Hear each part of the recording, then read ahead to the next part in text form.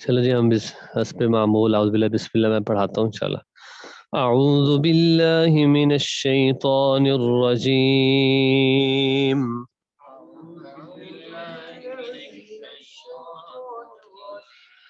बिस्मिल्लाहिर रहमानिर रहीम।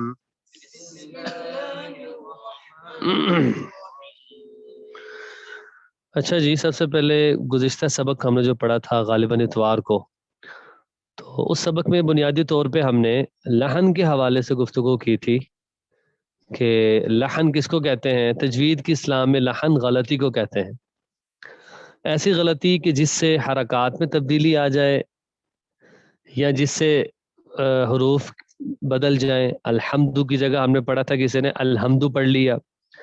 ये ऐसी गलती कि जिससे कुरान पाक के माना में खराबी लाजिम आती हो, ऐसी गलती से बचना ये ज़रूरी है।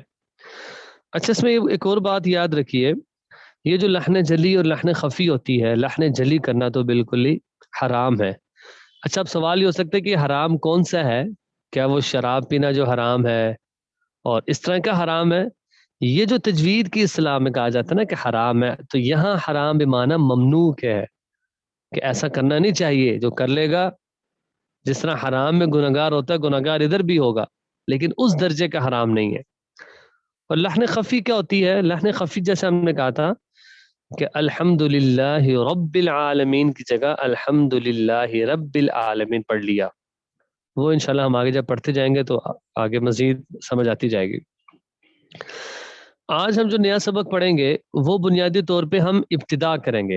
हर आदमी जब कुरान पाक की तिलावत करता है, सबसे पहले उसके जहन में उसके आदाब होना ज़रूरी है। आदाब के बाद क्या करता है? वो कुरान पाक खोलता है। खोलने के बाद क्या करता है?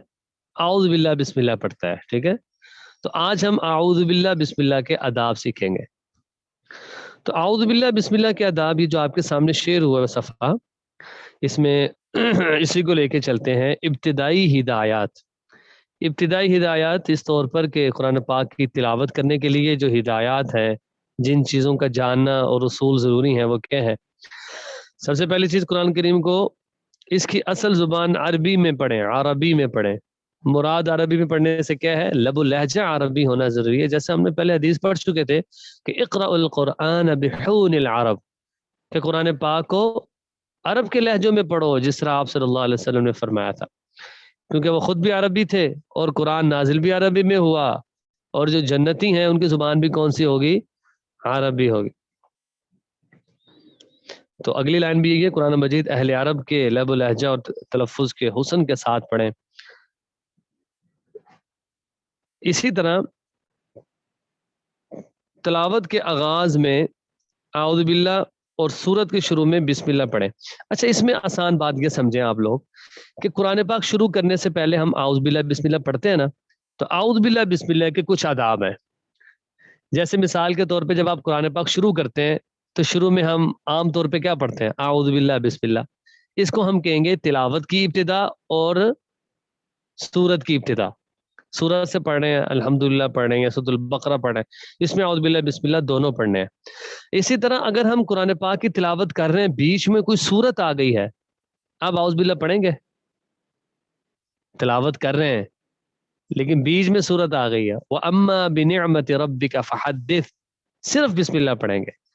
आप समझ गए इस बात को ना? जैसे वलम यकुल लहू कुफुवन अहद, बिस्मिल्लाहिर रहमानिर रहीम, कुल अऊज़ु बिरब्बिल फलक, यानी सिर्फ बिस्मिल्लाह पढ़ेंगे। एक और बात ये होती है कि आप तिलावत कर रहे हैं और दरमियान में किसी से कोई गुफ्तगू करनी पड़ गई है, तो उसके बाद जब आप दोबारा कुरान पाक की तिलावत शुरू करते हैं, तो आप सिर्फ आउज़ बिल्लाह पढ़ना काफ़ी है, आप शुरू कर दें।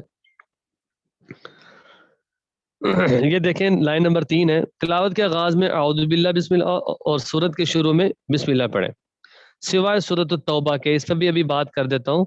सूरत तौबा में बिस्मिल्लाह नहीं लिखी हुई। आप जब कुरान पाक खोलेंगे तो सूरत तौबा से पहले बिस्मिल्लाह नहीं लिखी हुई। इसमें बुनियादी 2-3 बातें मुख्तसरन अर्ज़ कर देता हूँ ताकि आपके जहन में मौजूद रहे। पहली चीज़ ये है कि इस वजह से बिस्मिल्लाह नहीं है कि सूरत तौबा से पहले सूरतुल इन्फाल, ये दर हकीकत सूरत तौबा सूरतुल इन्फाल ही का हिस्सा है, सिर्फ नाम अलग है, सूरत एक ही, इसलिए बिस्मिल्लाह। क्योंकि हज़रत जिब्राईल अलैहिस्सलाम रसूलुल्लाह सल्लल्लाहु अलैहि वसल्लम पर जब कुरान पाक की तिलावत करते थे, تو بسم اللہ پڑھتے تھے اس طور پر کہ آپ صلی اللہ علیہ وسلم سمجھ جائیں کہ اب یہ نئی صورت شروع ہو رہی ہے. یعنی بسم اللہ ایک ذریعہ ہوتی تھی پچھلی صورت کو اگلی صورت سے جدا کرنے کا. یہاں پر حضرت جبرائیل نے بسم اللہ نہیں پڑھی تھی.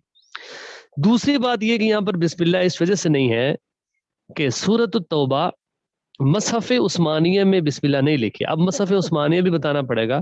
مصحف عثمانیہ اس کو کہتے ہیں کہ حضرت عثمان غنی رضی اللہ عنہ نے جو قرآن پاک ترتیب دیا، ان کے زمانے میں قرآن پاک کی جو خدمت ہوئی کہ حضرت ابو بکر تو جامع قرآن تھے، انہوں نے قرآن کو جمع کر دیا، لیکن جو خدمت تھی وہ حضرت عثمان نے اس طور پر کی کہ پرنٹنگ کا زمانہ شروع ہو گیا تھا، انہوں نے موٹے موٹے صفحے تھے ان کے اوپر قرآن پاک کو چھاپ کر 7-8 بڑے موٹے موٹے نسخے. کبھی آپ عجائب گھر گئے ہو، آپ نے دیکھا ہوگا کہ وہاں ہاتھ سے لکھے ہوئے قرآن پڑے ہوتے ہیں. کوئی کہتا ہے چاندی کی تار سے لکھے، کوئی کیا کہتا ہے. تو بڑے بڑے نسخے تھے وہاں پہ. تو انہوں نے 7 قبیلوں میں بھیج دی. انہوں نے کہا کہ اب اس کے خلاف کوئی قرآن نہیں پڑے گا. اور وہ جو تھی وہ ترتیب کے ساتھ، جس طرح میں نے بتایا کہ اب قرآن پاک میں 7 منزلیں ہیں. اب نبی صلی اللہ علیہ وسلم کے زمانے میں یہ ہوتا تھا کہ ایک دن میں ہی قرآن ختم کر دیا جاتا تھا.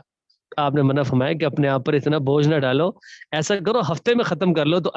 تو اب یہ سنتی ترتیب ہے، اس کو ہم کہیں گے نبوی ترتیب. قرآن پاک میں منزلیں بھی کتنی ہیں؟ 7. پھر اس کے بعد کا درجہ یہ آیا کہ اس کے بعد لوگوں کو 7 دن میں بھی قرآن پاک مکمل کرنے میں مشکلات تھیں، اور جب رمضان آتا تھا اس پر قرآن پاک پڑھنے میں مشکل تھی. تو علماء نے یہ ترتیب دی، یہ سنتی، یہ نبوی ترتیب نہیں، اس کو بھی ذہن میں رکھیں. علماء نے ترتیب دی، انہوں نے کہا ایسا کرو کہ مہینے کے کتنے دن ہوتے ہیں؟ 30. تو ایسا کرو قرآن پاک کے سپارے بھی 30 کر دو. اچھا، آپ نے اس میں سے دیکھا ہوگا کہ ایک آیت ہوتی ہے رائٹ صفحے کے نیچے، الف لام را تلک آیات الکتاب وقرآن مبین، اور سپارہ شروع ہو رہا ہے اوپر سے. ربما ذہن میں آتا ہے یار یہ آیت اوپر کر دیتے تو کیا فرق پڑتا تھا. اسی طرح سورۃ یوسف آدھی ادھر ہے آدھی ادھر ہے. تو یہ بتانے کا مقصد یہ ہے کہ مصحف عثمانیہ میں یہ ترتیب نہیں ہے، یہ ترتیب بعد میں علماء نے دی. ٹھیک ہے. سورۃ توبہ میں بسم اللہ حضرت عثمان نے نہیں لکھوائی. ہم کہتے ہیں جب انہوں نے نہیں لکھوائی تو ہمیں پڑھنے کی ضرورت نہیں ہے. تیسری بات یہ کہتے ہیں کہ اس میں قتل و قتال کا، کچھ جہاد کا اور کچھ اللہ کی ناراضگی کا ذکر ہے، اس وجہ سے پہلے حضرت جبرائیل نے بسم اللہ نہیں پڑھی تھی. تو یہ 3 وجوہات ہو گئی. ٹھیک ہے. تو آدھے منٹ کی بریک ہے. یہ جو میں نے 2-3 باتیں بتائی ہیں اس کو دہرا لیں ذرا.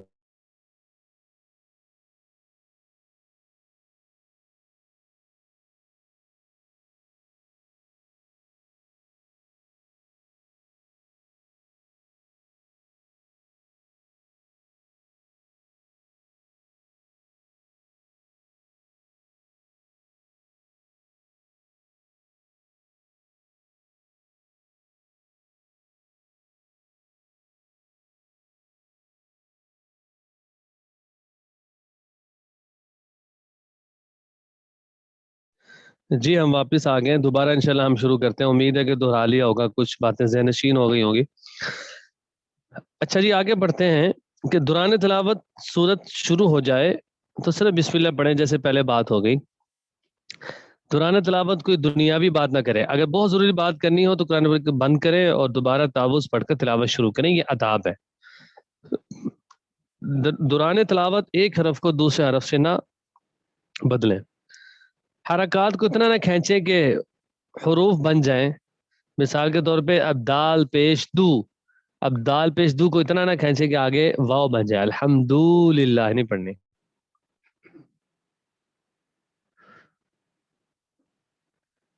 جی یہ بالکل صحیح بات کی ہے. اگر کسی کو آواز کلیئر نہ آ رہی ہو یا کوئی مسئلہ ہو، یا اگر میں لیکچر دے رہا ہوں اس کے دوران کوئی سوال کرنا چاہتے ہوں تو میسج کے ذریعے سے کر سکتے ہیں، تو میں فوراً اس کا جواب بھی دے سکوں، آسانی ہوگی. آپ لوگوں کے ذہن میں بھی کوئی سوال ہو تو آپ بھی پوچھ سکتے ہیں جو یہاں پہ موجود ہیں. اچھا، اسی طرح حروف مدہ کی مقدار پوری ایک الف کے برابر لمبا کرنی چاہیے. سب سے پہلے انشاءاللہ ہم حروف مدہ ہی پڑھیں گے. جب ہمارے مخارج شروع ہوگا نا پھر پتہ چل جائے گا انشاءاللہ. حرکات کو اتنا نہ کھینچے کہ وہ حرف بن جائے، پھر آگے حرکات و سکنات میں تبدیلی نہ کریں. پھر تلاوت ٹھہر ٹھہر کے کریں. اگر ہو سکے تو ترجمہ سمجھ کر پڑھیں. تو اس لیے ہم کہتے ہیں کہ قرآن پاک مجموعہ ہے الفاظ اور معنی دونوں کا. جو لوگ صرف یہ کہتے ہیں نا قرآن پاک کے صرف الفاظ ہی کافی ہیں، وہ بھی بات مکمل نہیں ہے. اور جو یہ کہتے ہیں نا یار قرآن کے الفاظ ضروری نہیں ہے، سمجھ کے پڑھو بس، یہ بھی نامکمل بات ہے. مکمل بات یہ ہے کہ الفاظ بھی سیکھو اور ترجمہ بھی سیکھو. محنت ہی لگے گی نا، دونوں چیزیں سیکھ جائیں گے. تو ماشاءاللہ ترجمہ تفسیر کی بھی کلاس ہوتی ہے، وہ ترجمہ تفسیر سمجھنے کے لیے ہے، اور الفاظ کو سیکھنے کے لیے تجوید کا سبق ہوتا ہے۔ پھر قرآن کریم کو خوش الحانی سے پڑھیں، خوبصورت پڑھنے کی کوشش کریں۔ شروع میں تو تکلف کرنا پڑے گا، زور بھی لگ رہا ہوگا، بندے کو محسوس ہو رہا ہوگا میں تلاوت کروں زور کیوں لگا رہا ہوں، شروع میں ہوگا اس طرح۔ اختتام میں دعوت خیر و برکت کی قبولیت کی دعا کریں، اور یہ ساری چیزیں ہو گئیں۔ چلو جی آگے کریں اگلا صفحہ،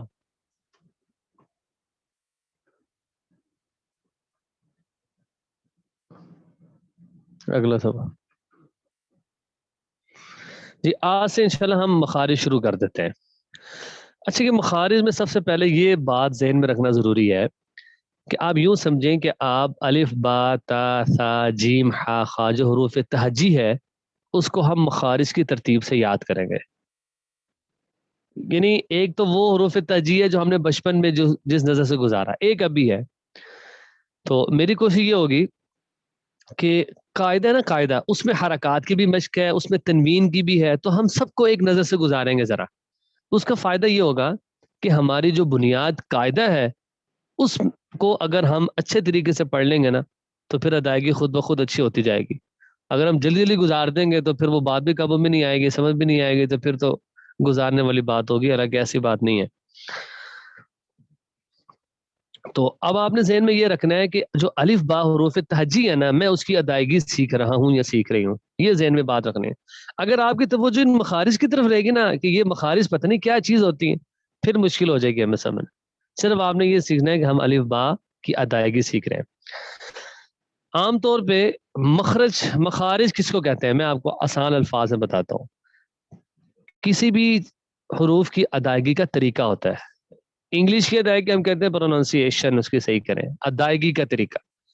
تجوید میں کیا ہوتا ہے کہ مخرج کہتے ہیں کہ ہم نے اس حرف کو کہاں سے نکالنا ہے، ہونٹوں سے، دانتوں سے، زبان سے، اوپر تالو سے، کہاں سے نکالنا ہے حروف کو، اس کو کہتے ہیں مخرج، اور کیسے ادا کرنا ہے اس کو کہتے ہیں صفات۔ ٹھیک ہے، تو مخارج ہم نے آسان کیا سمجھا کہ حروف کو کہاں سے نکالنا ہے، اس کو کیا کہتے ہیں مخارج۔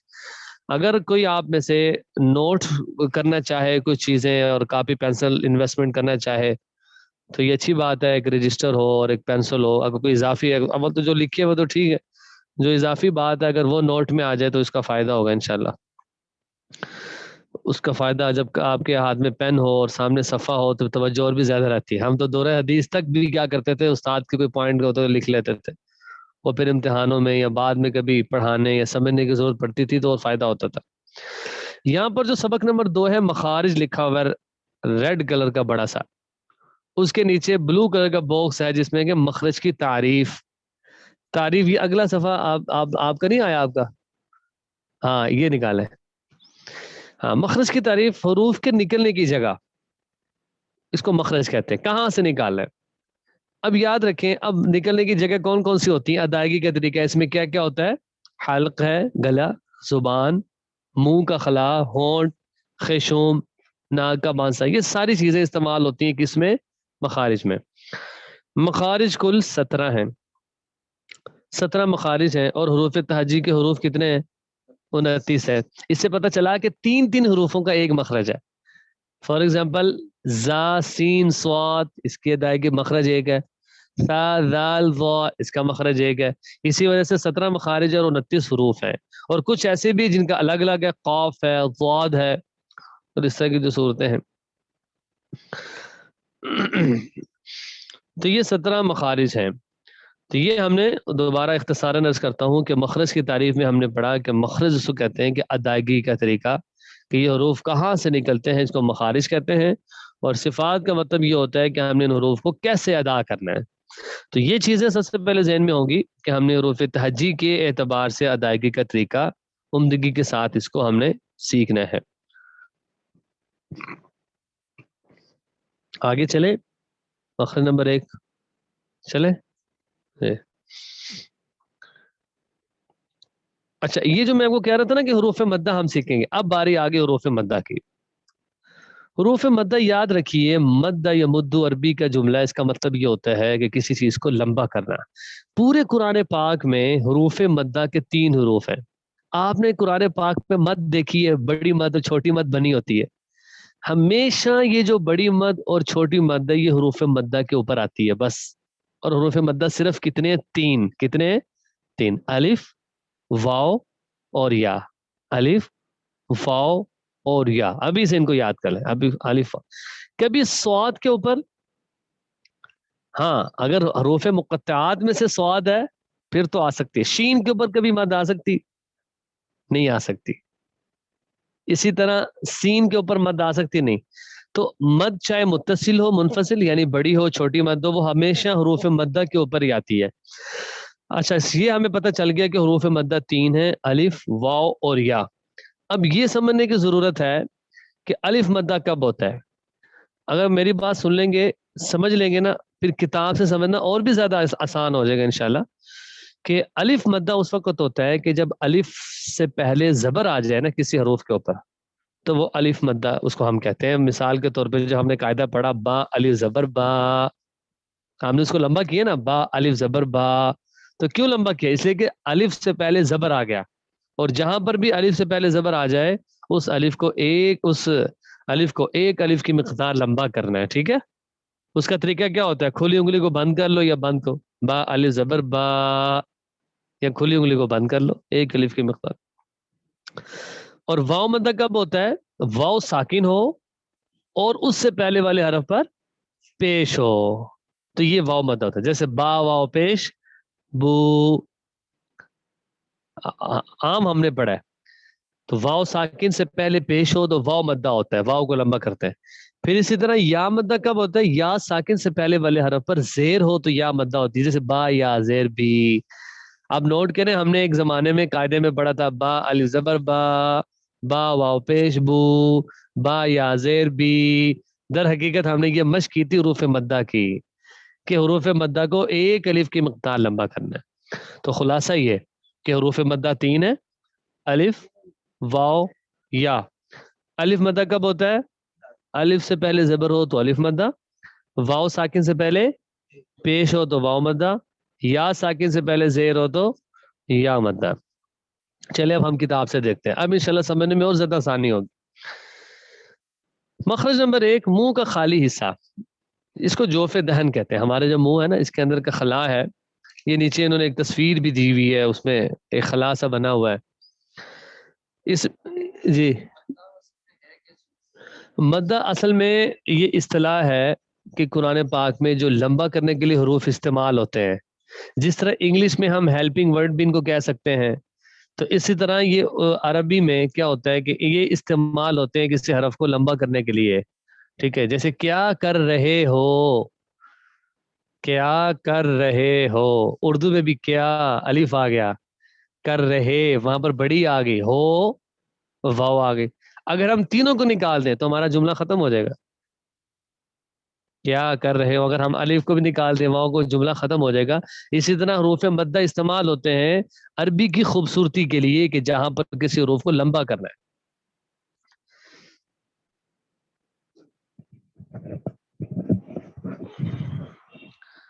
اچھا اسی طرح اچھا یہ دیکھیں یہاں پہ الف واو اور یا، یہ تینوں کب مدہ ہوتے ہیں؟ اب اس میں آپ یہ زوم کر کے اس کو دونوں انگلیوں سے اگر آپ زوم کریں تو اس کو دیکھیں کہ الف سے پہلے زبر ہو تو الف مدہ ہوتا ہے. مثال کیا دی؟ مالکی یوم الدین ہے محترم، مالکی یوم الدین، میم الف زبر ما، مالکی یوم الدین. یہاں پر الف ہے اور الف سے پہلے والے حرف کے اوپر کیا ہے؟ زبر ہے تو الف مدہ ہوگا. اسی طرح واو ساکن ہو اور اس سے پہلے پیش ہو تو واو مدہ ہوتی ہے. مثال بھی انہوں نے دے دی اعوذ باللہ، اعوذ باللہ. یہاں پر واو ساکن ہے، دیکھیں نوٹ کریں. اور واو ساکن سے پہلے کون سا حرف ہے؟ حرف بتائیں کون سا ہے؟ عین، اور عین کے اوپر پیش ہے. ٹھیک ہے. اعوذ باللہ. تو کوئی اگر ہمیں یہ کہ اعوذ میں آپ اس کو واو کو لمبا کیوں کر رہے ہو تو اس کا جواب کیا ہم دیں گے کہ یہ واو مدہ ہے اور واو ساکن سے پہلے پیش ہو تو واو مدہ ہوتی ہے. اب اگر واو ساکن سے پہلے زبر کیا ہو وہ انشاءاللہ ہم اس پہ آہستہ آہستہ بات کریں گے. اسی طرح یا ساکن سے پہلے زیر ہو تو یا مدہ ہوتی ہے. جیسے الرحمن الرحیم، خوبصورتی آئی نا کلام میں. اب یہ یا مد ہے، پوری سورۃ الفاتحہ میں یا مد ہے، الحمدللہ رب العالمین، یا ساکن سے پہلے سے